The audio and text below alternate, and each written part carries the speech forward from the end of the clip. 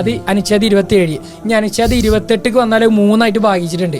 അനുച്ഛേദം 28 പറയണതാണ്, ഒരു സർക്കാർ സ്ഥാപനങ്ങളിലും ഗവൺമെന്റ് സ്ഥാപനങ്ങളിലും നിർബന്ധിത മതബോധനം പാടില്ല.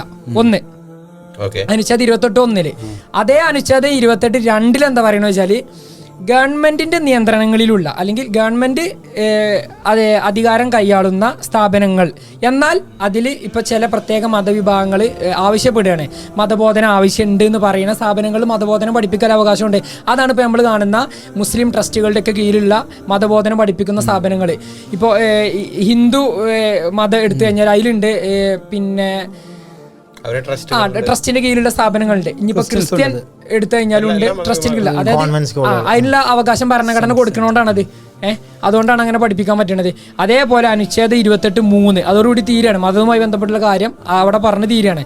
മൈനറായ കുട്ടിയെ എന്ത് ചെയ്യാൻ പാടുള്ളൂ, രക്ഷിതാക്കളുടെ സമ്മതം ഉണ്ടെങ്കിൽ മാത്രമേ മതം പഠിപ്പിക്കാൻ പാടുള്ളൂ എന്ന്.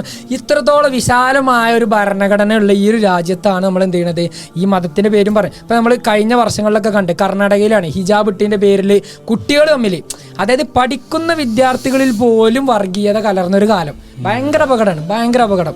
സത്യം പറഞ്ഞാൽ ഇപ്പം നമ്മളൊക്കെ പഠിപ്പിച്ചു വരുന്ന കുട്ടികൾക്ക് ഞാനൊക്കെ മാക്സിമം എനിക്ക് തോന്നുന്നു ബുക്കിലുള്ള കാര്യങ്ങൾ ഇനിയിപ്പോൾ കുറച്ച് പഠിപ്പിക്കണം കുറഞ്ഞാലും ഇനിയുള്ള കാലത്ത് നമ്മൾ ഇത് വളരെ വ്യക്തമായിട്ട് അവരെ പഠിപ്പിക്കണം എന്നുള്ളൊരു അഭിപ്രായക്കാരനാണ്. മൂല്യങ്ങൾ, യഥാർത്ഥ ഒരു മനുഷ്യൻ എങ്ങനെയാവണം. ഇപ്പം ഞാൻ എങ്ങനെയാണ് എൻ്റെ മതത്തിനെ വിശ്വസിക്കണം, സ്നേഹിക്കണം, അതേപോലെ തന്നെ എൻ്റെ സഹോദര മതസ്ഥനെ സ്നേഹിക്കാനും ബഹുമാനിക്കാനും പഠിച്ച ഒരാളാണ് ഞാൻ. അതിൻ്റെ മാക്സിമം ചെയ്യാറുണ്ട്.